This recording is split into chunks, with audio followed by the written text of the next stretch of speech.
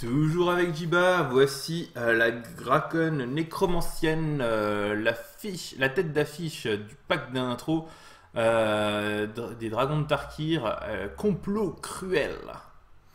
Et lui, il a une bonne tête à être cruel quand même. Et voici le pack d'intro complot cruel, donc le pack d'intro bleu-noir, on sait très bien que le complot c'est le bleu, la cruauté le noir. Voilà, reste là, voilà. On sort les boosters. Vous remarquez que même la boîte à l'intérieur a une couleur qui va avec les thèmes du deck. Tout à l'heure, on avait une boîte, c'était quoi? C'était verte, on a eu une rouge, on a eu une blanche qui va à chaque fois avec une des couleurs du paquet. Et cette fois, on a donc une boîte noire. En cas de crash, c'est plutôt utile. Donc, cette Drakon nécromaîtresse qui a un magnifique dessin interactif également.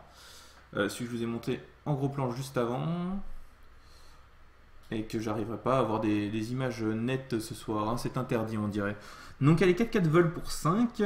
À chaque fois qu'elle inflige des blessures de combat à un joueur, vous pouvez payer 2. Si vous faites ainsi, vous mettez un jeton 2-2 noir zombie et chaque adversaire se meule 2 cartes. Plutôt correct, on ne demande pas beaucoup plus à une grosse bête comme ça.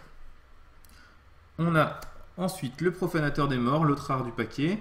Donc il est 3-3 exploitation pour 4. Et quand il exploite une créature, renvoyez dans la main de leur propriétaire toutes les créatures qui ont une endurance inférieure à celle que vous allez exploiter. Vous prenez toutes les bêtes de vos adversaires, vous les dites hop, dans ta main. Si c'est bien fait. Alors, des petits gobelins zombies sournois qui mettent -1/-1 quand ils meurent. On continue dans la sournoiserie avec des fidèles de CDC, donc on a bien compris, le thème c'est l'exploitation et tirer parti des créatures qu'on exploite. Donc ces gobelins, quand on les exploite, en plus ils mettent un marqueur -1/-1. Elles, quand elles exploitent, elles renvoient une créature dans la main de son propriétaire. Et elles bloquent bien après, avant de se faire exploiter aussi. Une de 1 des touch. Des 1-3, quand elles exploitent, vous mettez 2 points de vie, 2 blessures à votre adversaire, vous regagnez 2 points de vie. Alors ça c'est bien, ça, des petits familiers du palais, un vol pour 2. Quand vous exploitez cette créature, enfin quand elle meurt bêtement, vous piochez une carte. On a 2 fois le suivant obéissant, quand il meurt, vous récupérez une carte de créature dans votre cimetière, dans votre main. Toujours utile, vu que vous allez exploiter beaucoup, vous aurez des choses à récupérer. Une pastoresse de la souffrance. Quand elle exploite une créature, elle met -1/-1 à toutes les créatures adversaires jusqu'à la fin du tour. Une énorme de 5 contacts mortels pour 4, le cobra de coude. Un petit avemain rapace, donc 2-3 vols pour 4. 2-3 c'est des bonnes stats l'air de rien dans le format. 2-3 vols pour 4 exploitation. Quand vous exploitez, vous pouvez piocher 2 cartes et perdre 2 points de vie. Malheureusement il n'y en a qu'une seule. Une 1-6 pour bloquer. Une 2-4 exploitation, je dis une, mais ouais, une 2-4 exploitation. Quand vous exploitez une créature, vous pouvez regarder les 4 cartes du dessus de votre bibliothèque et t'en mets une dans ta main et le reste dans ton cimetière. Ensuite, on a des jeunes érudits, il y en a 2. Quand ils meurent, vous piochez 2 cartes. Exceptionnel dans un deck comme celui-là, vous allez pouvoir buiter à l'infini. Un 3-6 pour 5, quand vous exploitez une créature, vous mettez 2 zombies de 2 en jeu. Ah, il y en a 2 même, très très bonne carte, ça fait quand même 7 de force sur la table quand vous le jouez, c'est pas rien pour 5 mana, 7 de force. Lui, quand vous exploitez une bête, -3/-3 à une autre créature jusqu'à la fin du tour. On a un croc de mort impitoyable, donc lui il est 4 vol pour 6, et à chaque fois que vous sacrifiez une créature, l'adversaire sacrifie aussi une créature. Donc vous êtes la pépouze, vous jouez une carte exploitation, vous exploitez une de vos créatures, un familier par exemple, et elle a fait moi je pioche une carte avec le familier, et toi tu sacrifies une bête. Bien sûr il n'est pas légendaire, vous pouvez en avoir 2 et lui faire sacrifier 2 bêtes à chaque fois. À ce moment-là, on dit que vous avez gagné la partie. C'est comme ça qu'on dit dans le jargon scientifique du milieu. De quoi faire jouer vos créatures. On arrive au sort là. Donc plus 1 plus 2, contact mortel pour un noir, c'est un excellent trick sans limiter et qui fera certainement beaucoup d'effets dans ce deck là. Prix ultime, détruisez la créature monocolore ciblée, ça a toujours été une excellente carte, c'est une réédition qu'on revoit ici avec plaisir. On a négation, contrecarrer le sort non créature ciblée. Alors si vous jouez contre d'autres amis qui ont chacun des decks préconstruits, ça sera toujours utile puisqu'on a vu que dans tous les paquets il y a pas mal de sorts. Un mépris selon Silunga, puisque quand vous êtes cruel et comploteur, vous méprisez votre adversaire, c'est normal. C'est comme ça que ça se joue, hein. Vous ne pouvez pas gagner sans un peu de mépris dans un complot cruel, c'est classique, hein. Donc c'est le nouveau contre-sort qui compte à moins que vous payez un, que votre adversaire paye un, pardon, et si vous avez un dragon, ça compte tout pour, hein. Comme ça c'est plus simple.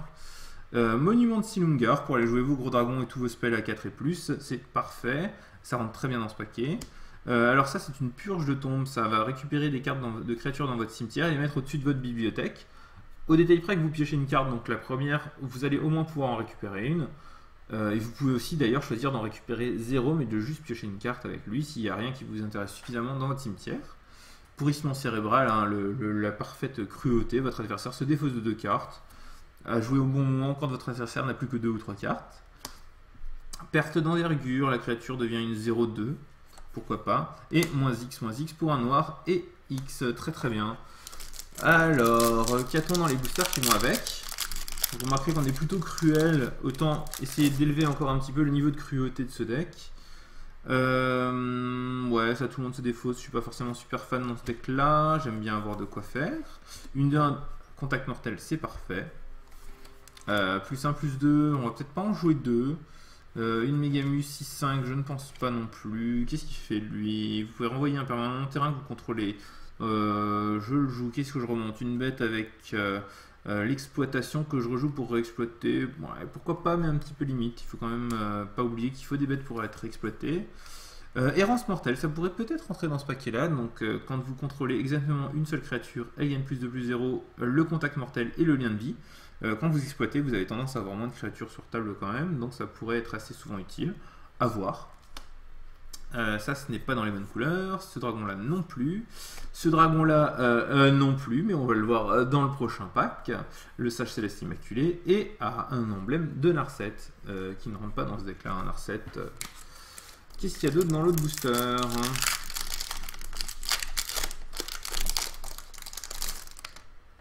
Alors, une 3-4 portée. Tiens, ça manque un peu dans le deck vert noir, ça c'est vraiment. Ouais, dans le vert rouge, pardon, c'est vraiment très fort, remarque. Voile lancinante, une 4-6 Megamu, pourquoi pas rentrer dans ce paquet là. Voilà, puisque la courbe à 3 est un petit peu faible. Elle mériterait une ou deux cartes en plus. Qu'est-ce que c'est? Quand il est retourné face visible, renvoyer une carte non créature dans terrain depuis votre cimetière dans votre main. Ouais, alors non créature c'est un peu embêtant dans un deck où tu en sacrifies beaucoup, mais sinon c'est plutôt intéressant. On peut peut-être mettre une deuxième paire d'envergure, tiens, vu qu'on nous le propose. Gérer une créature adverse, c'est toujours fort agréable. Ça ne rentre pas non plus. Mélanger un cimetière, ce n'est pas très cruel, c'est même plutôt sympa, souvent.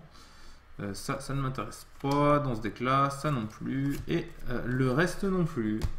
Voilà donc, complot cruel et mépris, hein, mépris selon Silumgar, le préconstruit bleu-noir avec la magnifique même, c'est une dragonne nécromaîtresse.